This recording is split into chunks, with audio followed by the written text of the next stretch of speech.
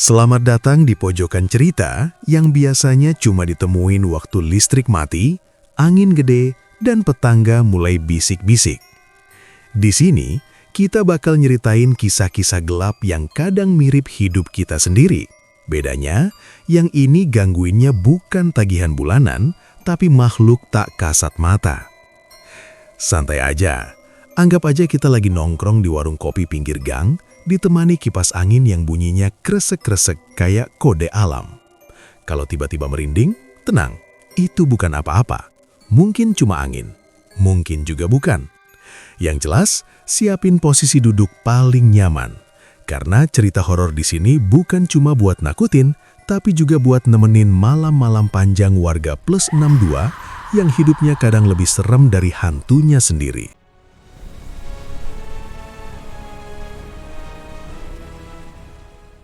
Desa Waringin Salak selalu punya bau lembab yang sulit dijelaskan. Setiap sore menjelang malam, udara terasa lebih berat. Seperti ada sesuatu yang menguap dari tanah dan menahan nafas orang-orang yang lewat. Biasanya warga sudah terbiasa dengan rasa itu. Tapi malam ketika jasad Raras ditemukan, semua orang merasakan perubahan yang tidak pernah mereka bayangkan. Raras ditemukan oleh Pak Surya, penjaga kebun bambu yang rumahnya berada di tepi desa. Saat itu ia hendak mencari kayu kering untuk menyalakan tungku. Lampu Petromax di tangannya bergoyang pelan mengikuti langkahnya. Ketika ia mengangkat lampu lebih tinggi, ia melihat sesuatu yang membuat pikirannya kosong seketika. Tubuh Raras tergeletak miring, wajahnya mengarah ke tanah. Rambut panjangnya menempel dengan tanah lembab. Gaunnya lusuh dan penuh lumpur. Ada bekas tanah di lengannya, di kakinya, di seluruh sisi tubuhnya seperti tubuh itu diseret dari tempat lain. Tetapi tidak ada jejak seretan di tanah. Itu yang membuat Pak Surya tiba-tiba merasa bulu kuduknya bergerak. Ia ingin berteriak, tetapi suaranya tercekat sendiri. Ia hanya mundur pelan lalu berlari secepat mungkin ke desa. Ketika ia tiba di rumah kepala dusun, napasnya setengah putus. Kata-kata yang keluar dari mulutnya tidak beraturan, tapi cukup untuk membuat warga keluar rumah sambil membawa lampu dan senter. Ketika warga akhirnya berkumpul di kebun bambu, mereka hanya bisa diam memandangi tubuh Raras. Ia dikenal sebagai janda kembang yang disukai banyak orang karena sifat lembutnya. Warga tahu akhir-akhir ini ia sering terlihat gelisah dan ketakutan, tapi tidak ada yang benar-benar berani bertanya. Yang lebih aneh lagi, 3 lelaki bernama Darsa, Raji, dan Wira, orang terakhir yang terlihat dekat lokasi kebun sore itu, hilang begitu saja sejak matahari tenggelam. Tidak ada yang tahu mereka pergi kemana, tapi karena tidak ada bukti apapun, warga belum bisa menuduh mereka apapun. Pemakaman dilakukan keesokan paginya. Raras dimandikan dan dikafani dengan cepat. Tidak ada upacara panjang. Banyak yang tidak berani menatap wajahnya lama-lama, meskipun wajah itu sudah ditutup kain. Dalam hati kecilnya, beberapa warga merasa seperti ada sesuatu yang belum selesai antara tubuh Raras dan dunia yang ia tinggalkan. Tetua desa, Pak Darwis, orang tertua sekaligus paling dipercaya di Waringin Salak, memperhatikan satu hal yang hampir tidak dilihat orang lain. Saat tanah ditimbun perlahan, ia melihat gundukan itu bergetar sangat pelan. Bukan seperti tanah yang sedang diratakan atau ditaburkan, bukan juga seperti tanah yang amblas. Lebih seperti ada sesuatu di bawah sana yang mengembang dan mengempis, seolah tanah itu sedang bernafas. Ia tidak mengatakan apapun. Jika ia mengucapkannya keras-keras, warga bisa panik dan pemakaman tidak akan selesai. Ia hanya berdiri sedikit jauh, memandang gundukan tanah itu dengan mata yang tidak berkedip. Ketika semua orang pulang, ia adalah orang terakhir yang berjalan meninggalkan kuburan. Bahkan saat ia sudah jauh, ia masih merasa tanah itu memanggil seseorang. Malam berikutnya, angin di desa seperti berhenti bergerak. Daun pohon tidak bergoyang sama sekali. Udara menjadi begitu dingin hingga beberapa rumah menutup jendela rapat-rapat. Warga merasakan sesuatu tidak wajar. Seakan ada mata yang mengawasi dari balik kegelapan. Pagi harinya, jeritan pecah dari arah kuburan. Seorang remaja bernama Rizal yang biasanya melewati pemakaman untuk mencari kayu bakar, berlari ketakutan hingga wajahnya pucat pasi. Warga berhamburan keluar mendengar teriakannya. Ketika mereka tiba di kuburan Raras, gundukan tanah itu tidak lagi berbentuk rapi. Tanahnya pecah dari dalam. Retakannya memanjang seperti tangan seseorang mendorong keluar, lalu pecah menjadi lubang yang menganga. Yang membuat semua orang merasakan dingin merambat ke tulang adalah jejak kaki basah yang keluar dari dalam lubang itu. Jejaknya jelas. Jejak kaki manusia. Jejak yang menapaki tanah lembab meninggalkan bentuk lengkap jari dan telapak. Jejak itu berjalan lurus menjauhi kuburan. Tidak ada tanda tubuh diseret. Tidak ada tanda penggalian dari luar. Tanah yang menempel di jejak itu masih basah, seakan baru keluar dari liang lahat beberapa saat sebelumnya. Warga mengikuti jejak itu dengan hati-hati. Setiap langkah membawa mereka lebih jauh dari pemakaman, melewati area rumput yang jarang dilewati orang. Sampai jejak itu berhenti tepat di batas hutan Waringin Salak. Tidak ada lanjutan jejak. Tidak ada tanah terinjak. Tidak ada tanda kaki yang masuk ke dalam hutan. Seolah makhluk yang keluar dari kubur itu menghilang begitu saja di antara pepohonan. Pak Darwis maju paling depan. Ia menunduk, memeriksa jejak terakhir itu dengan tangan gemetar. Dari dekat, ia melihat tanah itu tidak hanya basah, tanahnya seperti bercampur pasir halus yang tidak biasa ada di kuburan desa. Pasir itu berkilap ketika terkena cahaya matahari. Itu adalah jenis tanah yang hanya muncul dalam cerita-cerita lama tentang tanah penuntun, tanah yang dipercaya bisa membawa arwah keluar dari ketidakadilan yang dialaminya. Warga mulai saling berbisik. Ada yang menyebut pencuri mayat. Ada yang bilang binatang besar. Ada juga yang berkata mungkin anak muda desa membuat lelucon kelewatan. Tapi tidak ada satupun penjelasan yang benar-benar masuk akal. Pak Darwis menarik napas panjang. Ia sudah tua, matanya sudah melihat lebih banyak hal aneh dibanding warga lain. Tapi pemandangan di depannya ini membuat dadanya terasa berat. Ini bukan ulah seseorang, katanya pelan. Tidak ada manusia yang keluar dari kubur tanpa merusak tanah di sekitarnya. Warga menatapnya dengan bingung dan cemas. Pak Darwis melanjutkan dengan suara yang semakin lemah. Tanah tidak menuntun arwah, kecuali arwah itu sendiri yang memintanya dengan paksa. Kalimat itu membuat seluruh warga Waringin Salak merasakan hawa dingin yang tidak datang dari angin manapun. Malam itu, desa menjadi lebih sunyi dari biasanya. Lampu-lampu rumah dibiarkan menyala hingga pagi. Tidak ada yang berani keluar setelah matahari tenggelam. Beberapa orang mengaku melihat bayangan putih melintas cepat di pinggir hutan, tapi ketika diperiksa, tidak ada apapun.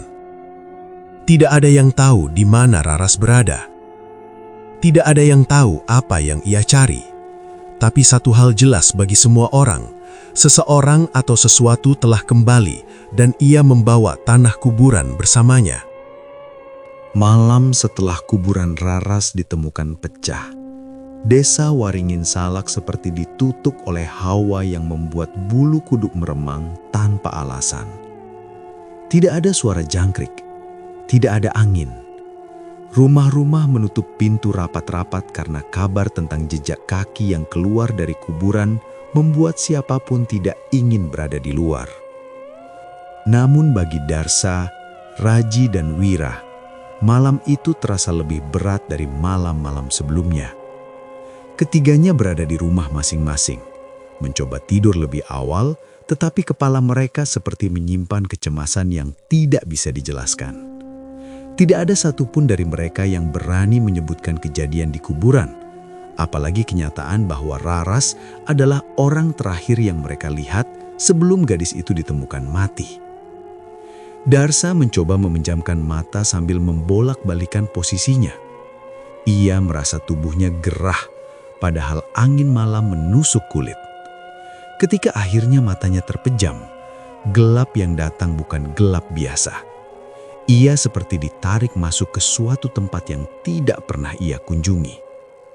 Ia berdiri di sebuah lorong panjang yang tidak memiliki ujung. Lorong itu lembab, dingin, dan tidak terlihat berasal dari dunia manusia. Di ujung sana, berdiri sosok yang ia kenal. Kain kafan yang membungkus tubuh itu kotor oleh tanah yang menempel tebal. Kepala pocong itu sedikit miring, tapi matanya terbuka lebar, tepat menatapnya. Mata itu tidak kosong, tetapi tidak juga hidup, seolah ada sisa kehidupan yang terperangkap di sana. Raras tidak melompat, ia juga tidak berjalan. Tubuhnya bergerak mundur, namun setiap kali mundur, ia justru lebih dekat.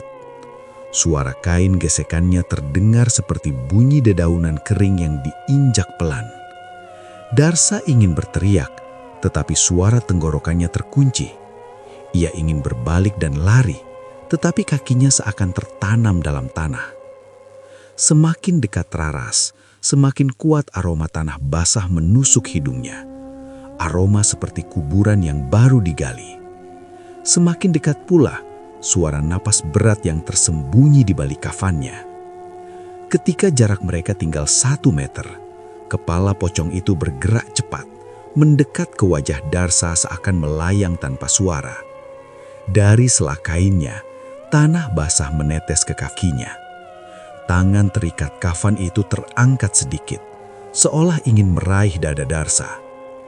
Napaknya tiba-tiba sesak. Darsa terbangun dengan teriakan yang ia tahan sendiri. Napasnya memburu, tubuhnya berkeringat dingin. Ketika ia menyentuh dadanya, tangannya membeku. Ada tanah basah menempel di sana. Tanahnya lembut, dingin, dan aromanya persis seperti tanah kubur Raras kemarin.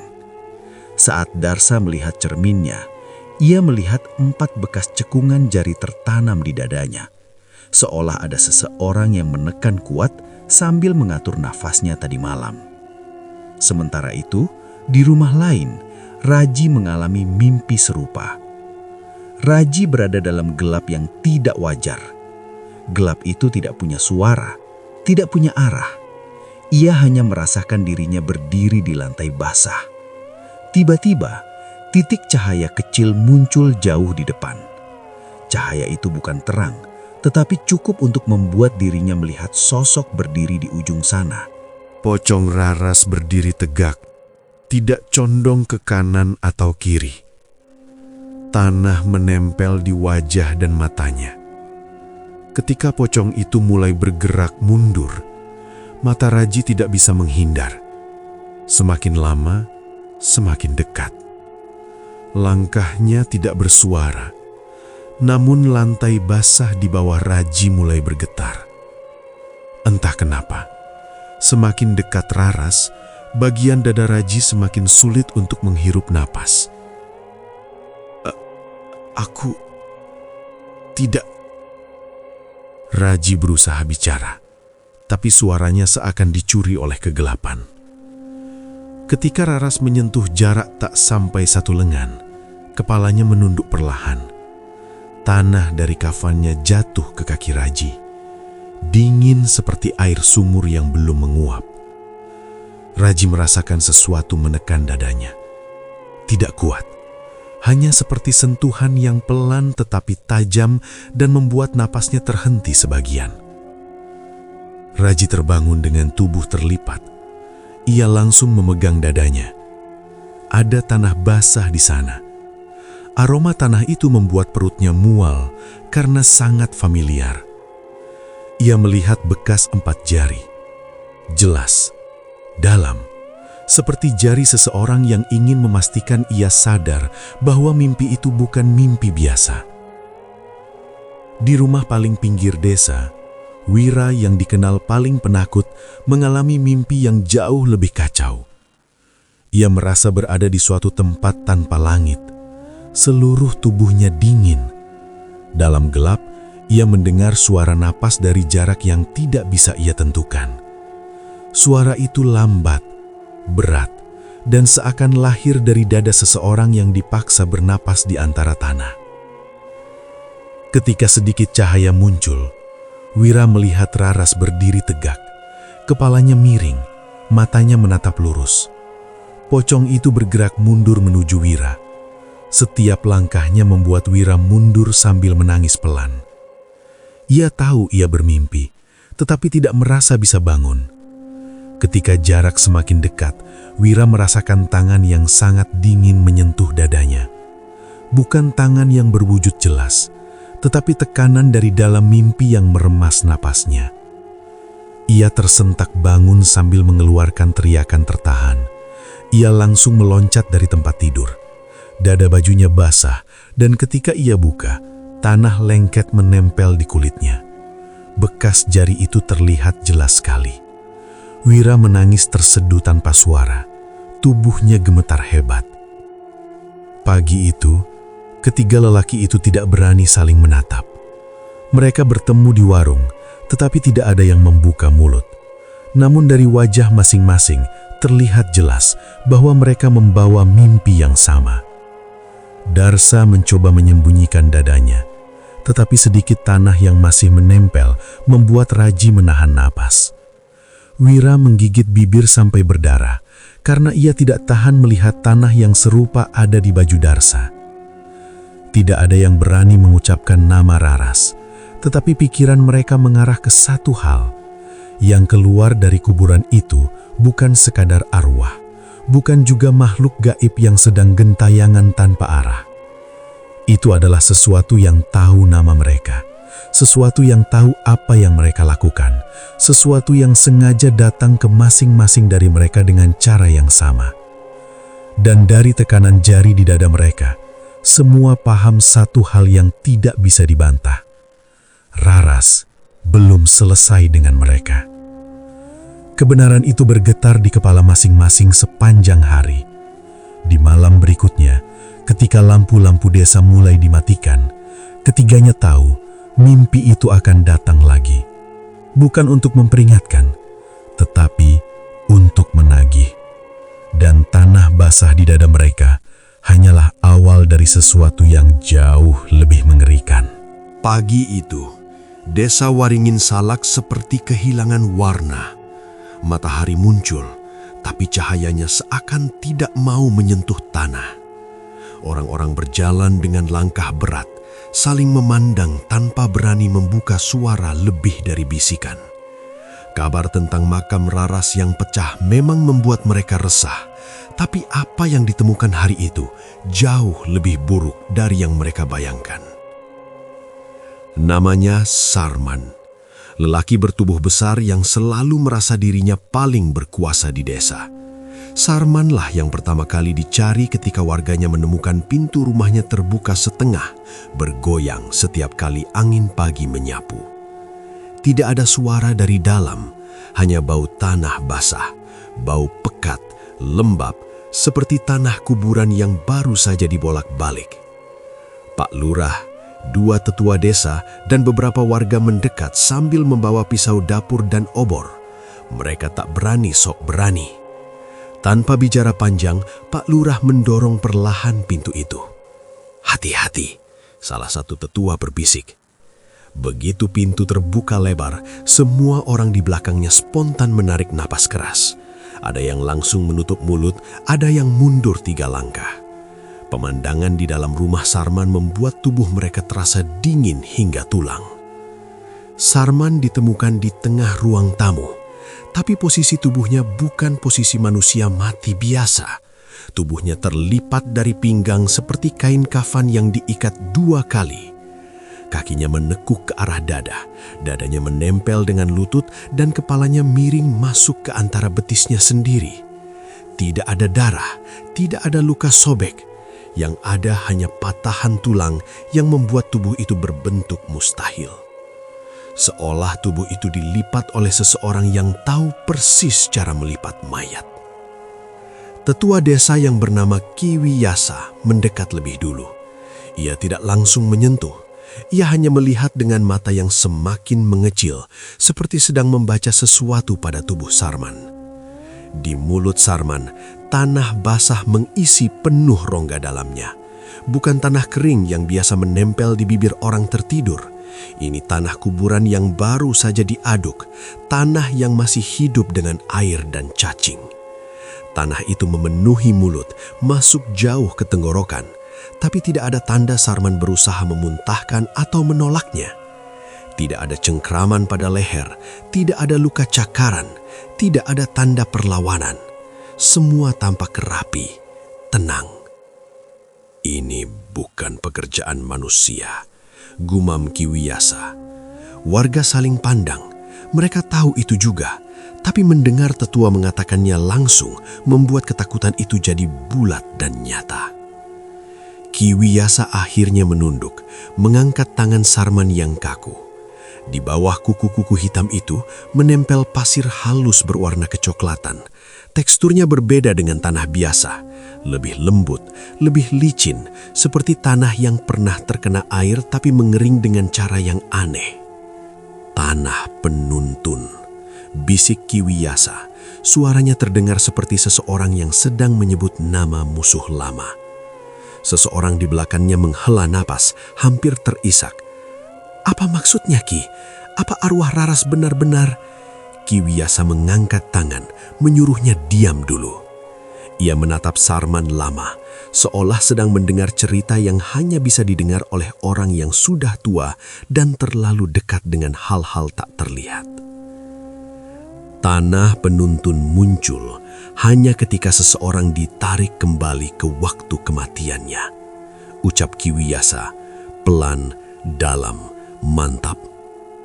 Sarman dibawa kembali. Salah satu warga pemuda bernama Danu langsung pucat. Dibawa ke waktu kematian?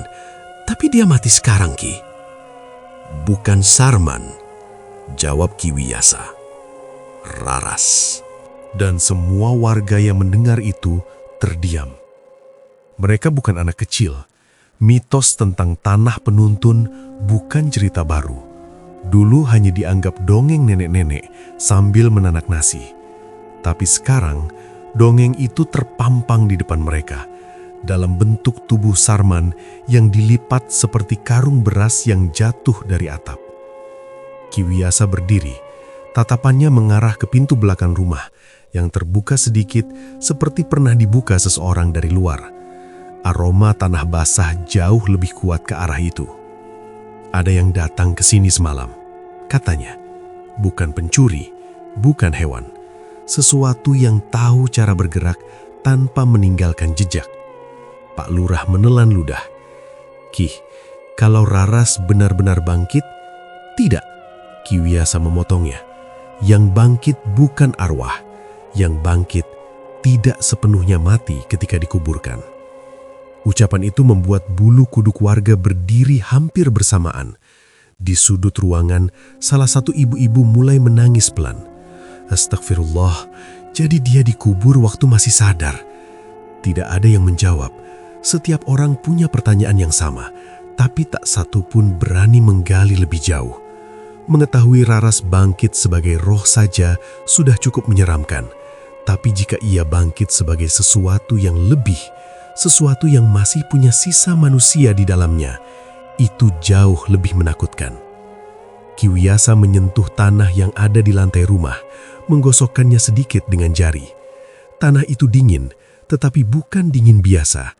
Ada sensasi seperti aliran tipis, seperti getaran kecil yang bergerak dari tanah ke kulit. Tanah ini tidak hanya mengikuti Raras, ucapnya pelan. Tanah ini bekerja untuknya. Apa maksudnya tanah bekerja? Tanya Pak Lurah.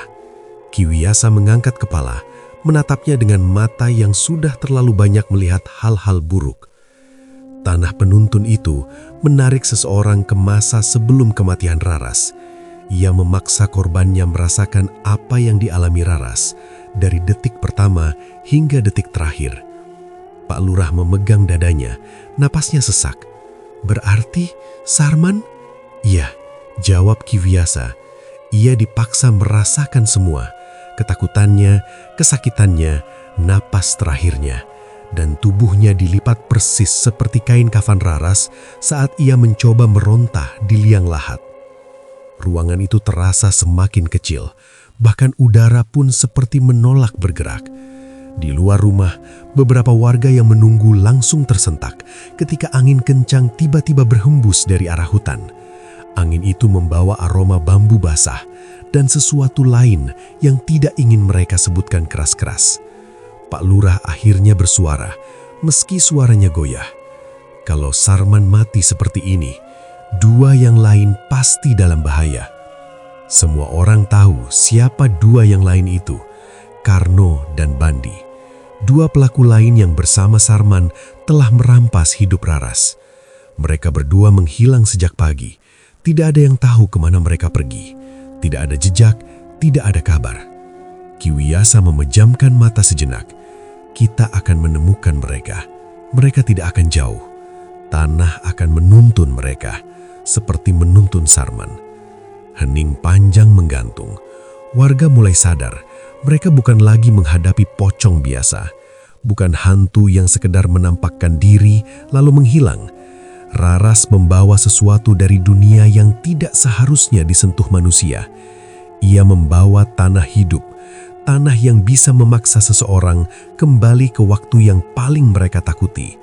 Tanah yang bisa mencetak ulang kematian. Ki Wiyasa akhirnya menghela napas, panjang dan berat, lalu menatap semua warga. Kita belum melihat wujud sebenarnya dari apa yang bangkit dari kubur Raras. Dan ini baru permulaan. Rumah milik Handoko sebetulnya tidak besar. Hanya bangunan kayu dengan 2 ruangan dan dapur yang selalu berbau minyak goreng lama. Namun setelah kematian Jatmiko, pelaku pertama, rumah itu berubah seperti tempat yang menahan napas. Tidak ada suara angin, tidak ada serangga. Hanya keheningan kental yang membuat siapapun merasa diawasi. Handoko tahu dirinya tidak sendirian, meski ia tidak berani mengakui dari mana perasaan itu berasal.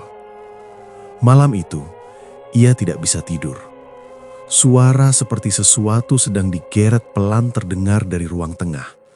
Langkah menyeret, berat, panjang, seperti ada mayat yang berusaha berjalan. Handoko berulang kali menelan ludah. Ia tahu suara itu tidak mungkin berasal dari lantai rumah, karena lantainya kering dan tidak ada apapun yang bisa digeret. Tetapi suara itu ada, konsisten, mendekat. Handoko akhirnya memaksa bangun. Ia keluar dari kamar sambil membawa senter kecil. Cahaya senter gemetar, bukan karena baterainya mau habis, tapi karena tangannya tidak berhenti bergetar. Ruang tengah kosong, tidak ada siapapun. Tidak ada jejak, tidak ada hal aneh, kecuali satu benda kecil di lantai. Segumpal tanah hitam. Handoko mundur 3 langkah, napasnya tersengal. Ia tidak pernah membawa tanah ke dalam rumah. Tidak ada alasan tanah itu bisa berada di sana. Dan yang membuatnya semakin panik adalah aromanya. Bau tanah basah yang sama persis dengan bau ketika ia menguburkan Raras secara tergesa-gesa bersama 2 rekannya. Wangi tanah yang masih menyimpan kelembapan duka. Tanah itu bukan sekedar ada, tanah itu mengenal dirinya. Sejak malam itu, hal-hal kecil mulai berubah. Setiap sudut rumah yang sebelumnya bersih, tiba-tiba dipenuhi bercak hitam. Tanah, debu pekat, pasir lembab. Kadang muncul hanya di satu sudut, kadang menempel di dinding seperti ada tangan kotor yang meraba ke atas. Handoko berusaha membersihkannya, tapi tanah itu selalu kembali, dalam jumlah lebih banyak, dalam warna lebih gelap. Satu malam, ketika ia sedang mencuci muka di dapur, sesuatu berubah. Saat ia mengangkat kepala, cermin kecil di dinding memperlihatkan pemandangan yang membuat tubuhnya membeku. Bukan wajahnya yang terlihat, melainkan wajah Raras. Wajah pucat, mata terbuka lebar tanpa kelopak, tatapannya lurus ke arah Handoko. Mulutnya tidak tersenyum seperti arwah penasaran dalam cerita-cerita kampung. Mulut itu diam, tapi meneteskan tanah basah pelan, menjulur seperti lidah lumpur. Handoko merosot ke lantai sambil berteriak, tetapi cermin kembali memperlihatkan wajahnya sendiri. Hanya dirinya, namun bau tanah itu tetap terasa, menusuk, menempel. Sejak saat itu, tidur jadi hal yang mustahil. Setiap kali ia menutup mata sejenak, suara menyeret itu muncul dari bawah rumah, seperti seseorang mencoba naik melalui celah papan. Setiap ia mencoba makan, rasa makanannya berubah menjadi tanah. Bahkan saat ia keluar rumah, bayangannya sendiri tampak menghitam di bagian kaki, seolah bayangan itu berdiri di tanah kuburan. Meskipun ia sedang berjalan di jalan berdebu yang kering. Tetangga mulai memperhatikan perubahan itu. Tubuh Handoko semakin kurus, matanya cekung, dan tangannya terus-menerus mengusap dada, tempat bekas tekanan tanah muncul sejak mimpi itu. Namun ia tidak berani bercerita. Ia merasa apapun yang ia ucapkan hanya akan membuat Raras semakin dekat. Pada malam keempat setelah Jatmiko ditemukan tewas, Handoko kehilangan kendali penuh atas tubuhnya. Ia merasa seperti berjalan dalam kabut tebal, padahal malam itu langit cerah. Kakinya berat, langkahnya tidak lagi miliknya. Setiap jejak yang ia tinggalkan di tanah terasa lebih dalam, seolah sesuatu dari bawah sana sedang menariknya sedikit demi sedikit. Ia berjalan tanpa tujuan, atau lebih tepatnya, dituntun. Ia tidak sadar sudah melewati warung, jembatan kecil, dan deretan pohon kelapa. Kesadarannya baru kembali ketika ia berdiri di depan area pemakaman desa. Kuburan Raras berada di sisi paling ujung, dekat pohon randu besar. Kuburan itu masih menunjukkan bekas retakan, seolah tanahnya pernah meledak dari dalam. Handoko tidak pernah ingin kembali ke tempat itu, tapi kakinya bergerak tanpa perintah. Suara tanah yang pecah terdengar dari arah kuburan, bukan seperti suara orang menggali, tapi seperti tanah sedang mengembang, naik, lalu turun lagi. Handoko meringis, matanya tak bisa lepas dari gundukan itu. Bau busuk bercampur bau tanah basah menguar, menusuk, tidak manusiawi. 2 langkah lagi, dan ia bisa melihat sesuatu yang bergerak di atas kuburan itu. Kain putih kecil, kafan yang sudah mengering tapi masih menyimpan warna tanah. Kain itu bergerak pelan seperti tertiup angin, tetapi tidak ada angin malam itu. Lalu ia melihatnya. Sosok Raras berdiri di belakang nisan. Tidak melompat, tidak melayang, hanya berdiri dengan kepala sedikit miring, seolah menatapnya dari sudut pandang yang lebih rendah. Kafannya berubah coklat pinggirnya, seperti baru saja dicelupkan ke dalam lumpur pekat. Wajahnya masih sama seperti dalam mimpi, mata yang mengawasi tanpa emosi, mulut yang tidak terbuka tapi basah oleh tanah. Handoko ingin berteriak, tapi suaranya tidak keluar. Yang ia dengar hanyalah bisikan tanah. Suara itu datang dari bawah kakinya sendiri. Begitu ia mencoba mundur, tanah di bawah tubuhnya mendadak terbelah kecil. Kakinya tersedot perlahan. Ia jatuh menelungkup, wajahnya hampir mencium tanah. Dalam posisi itu, ia merasakan hawa dingin menembus kulit tubuhnya. Hawa yang tidak berasal dari dunia orang hidup. Dari dalam tanah, sesuatu bergerak. Banyak. Cepat. Serangga kecil ukuran kuku jari keluar dari celah retakan tanah, memanjat kaki, betis, dan lututnya. Handoko panik, tapi tubuhnya tidak bisa bergerak. Serangga-serangga itu masuk ke dalam celah pakaian seperti tahu arah yang benar, masuk ke leher bajunya, masuk ke mulutnya.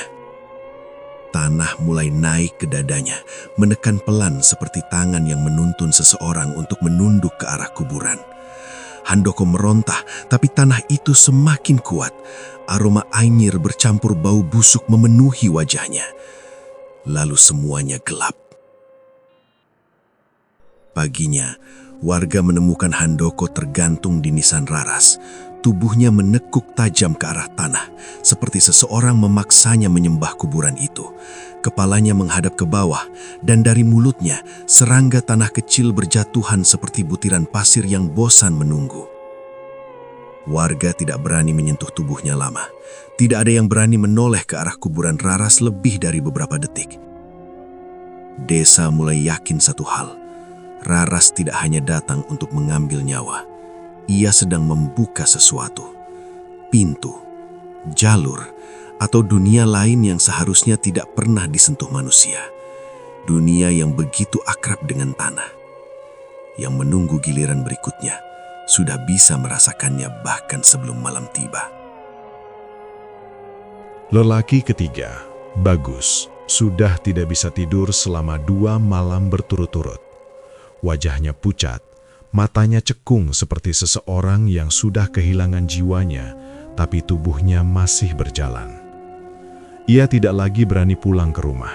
Sejak kematian Handoko, setiap kali ia memejamkan mata, ia melihat tanah bergerak seperti dada seseorang yang sedang berusaha bernapas di bawahnya. Malam itu, ia datang ke rumah kepala desa, Pak Surya, sambil gemetar parah. Bukan gemetar karena dingin, tapi karena ada sesuatu yang mengikuti langkahnya dari kejauhan. Langkah yang tidak terdengar, tapi dirasa. Langkah yang membuat bulu kuduknya berdiri meskipun angin sedang tak bergerak. Begitu pintu dibuka, Bagus langsung jatuh berlutut dan menangis.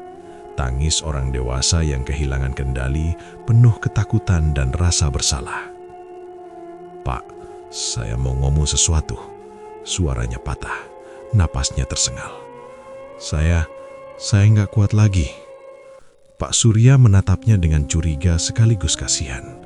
Ia mempersilahkan Bagus masuk, tapi Bagus justru menatap ke arah gelap di belakangnya, memastikan tidak ada yang mengikuti. Baru setelah ia yakin, ia melangkah masuk. Di ruang tengah, Bagus mengeluarkan rahasia yang sudah ia simpan selama ini. "Raras sebenarnya belum mati, Pak." Pak Surya terpaku. Bagus menelan ludah, lalu melanjutkan. "Waktu kami menaruh dia di liang lahat, dia masih bernapas. Pelan, tapi ada. Saya dengar sendiri, kayak suara orang yang sesak napas tapi nggak bisa buka mulut." Pak Surya menggereng, tapi Bagus justru semakin keras bicara. "Kami panik, Pak. Kami takut dia bangun. Jadi kami tutup cepat-cepat. Tanah kami lempar begitu saja. Kami pikir kalau ditutup, dia bakal berhenti bergerak." Kata-kata itu membuat ruangan seolah kehilangan udara. Pak Surya mendekat dengan wajah berubah tegang. "Kau dengar apa lagi?" Bagus menggigit bibirnya sampai berdarah. Ia tidak sanggup menahan ingatan itu, tapi ia tetap memaksa dirinya bicara. "Sebelum kami pergi, ada suara dari dalam kuburan, Pak." Ia menatap lantai, tubuhnya gemetar hebat. "Suara kuku, Pak. Suara seseorang yang berusaha menggaruk dari dalam kafan." Ruangan hening, tidak ada yang bicara, tidak ada yang bernapas. Hanya suara detak jam dinding tua yang terdengar terlalu keras untuk malam itu. Pak Surya akhirnya menarik napas panjang. "Kalian menguburkan dia hidup-hidup." Bagus mulai menangis lebih keras, tubuhnya membungkuk, bahunya berguncang. Rasa bersalah itu bukan lagi beban, itu seperti batu besar yang menghimpit dadanya dan menunggu waktu meledak. Namun sebelum Pak Surya sempat menenangkan atau memarahi, seluruh rumah bergetar pelan. Bukan seperti gempa, lebih seperti tanah di bawah rumah sedang mengembang, naik turun layaknya dada seseorang yang sedang menahan napas terakhir. Bagus langsung berdiri dan menatap lantai. Pak, tanahnya kayak waktu itu." Dan rumah itu bergetar lagi, lebih kuat. Piring di lemari bergetar, lampu menggantung memantul, udara berubah dingin, basah, dan berbau tanah segar yang baru digali. Pak Surya merasa bulu kuduknya berdiri ketika sebuah suara berat, rendah seperti tarikan napas panjang dari bawah tanah terdengar di seluruh desa. Suara itu tidak muncul dari satu arah. Suara itu muncul dari seluruh desa sekaligus. Dari bawah, dari dalam tanah. Warga mulai keluar rumah. Mereka menatap tanah di jalanan desa yang tiba-tiba naik turun pelan, seperti permukaan kulit makhluk raksasa yang sedang tidur tepat di bawahnya. Anak-anak menangis, orang dewasa menatap satu sama lain dengan takut. Lalu, sesuatu muncul di pelataran desa. Raras. Bukan lagi sekadar sosok pocong yang berdiri kaku.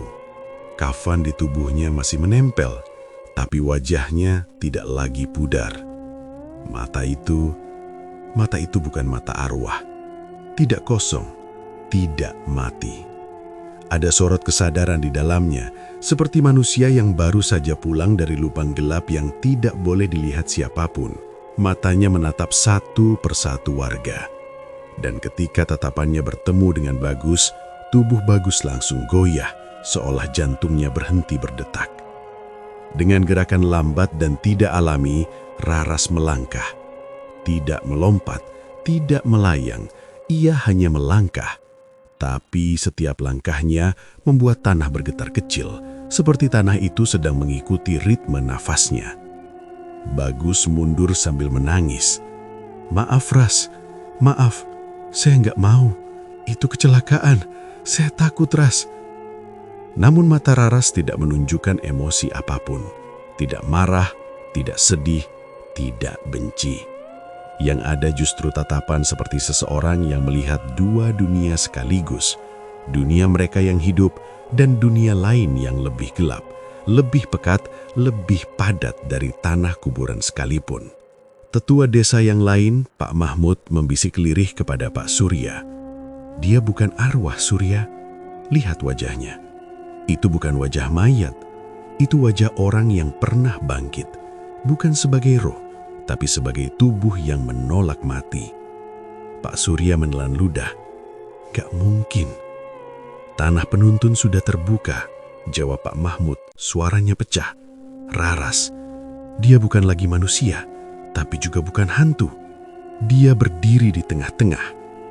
Dan di tengah ketegangan itu, tanah di sekeliling Raras mulai terbelah halus, bukan seperti retakan biasa, lebih seperti celah kecil yang membuka perlahan, menunggu seseorang melangkah masuk. Warga yang berdiri terlalu dekat buru-buru mundur, ketakutan kalau tanah itu akan menarik mereka kapan saja. Bagus sambil berteriak jatuh berlutut. "Ras, saya minta ampun, jangan." Raras berhenti satu langkah di depan Bagus. Ia menundukkan kepala sedikit. Kafannya jatuh perlahan seperti kelopak bunga yang layu. Dari wajah pucat itu, tanah kecil menetes ke pipi Bagus. Bagus menjerit. Namun bukan jerit karena sakit. Jerit itu berasal dari sesuatu yang ia lihat di mata Raras. Bayangan dirinya sendiri sedang mengubur Raras hidup-hidup. Tapi kali ini, ia melihatnya dari dalam kuburan. Ia melihat tanah menutupi wajahnya. Ia merasakan sesak nafas. Ia mendengar kuku menggaruk kafan. Ia merasakan detik terakhir yang pernah dialami Raras. Dan ia tidak bisa berhenti melihat. Warga menutup mulut mereka, ngeri. Bagus terjatuh ke tanah. Tubuhnya tidak mati saat itu juga. Ia hanya terduduk dengan mata kosong, padam dari dalam. Nafasnya masih ada, tapi pikirannya tidak kembali lagi. Pak Surya akhirnya berkata dengan suara getir, "Raras tidak sedang membalas dendam. Dia sedang menunjukkan kepada kita semua apa yang terjadi saat kita membunuh orang yang masih hidup. Namun, itu baru permulaan. Tanah di seluruh desa kembali bergemuruh pelan. Sebuah pintu besar yang tidak terlihat manusia sedang terbuka. Dan Raras, makhluk yang tidak seharusnya ada di ambang dua dunia, adalah yang pertama melangkah melewatinya." Malam selalu menyisakan cerita yang tidak sempat kita lihat. Dan terkadang, sesuatu di balik gelap ikut mendengarkan kita sampai akhir. Jika kamu masih di sini, berarti keberanianmu lebih besar dari bayangan yang mengikuti. Jangan lupa subscribe sebelum lampu kamarmu tiba-tiba berkedip tanpa alasan. Sampai jumpa di cerita gelap berikutnya.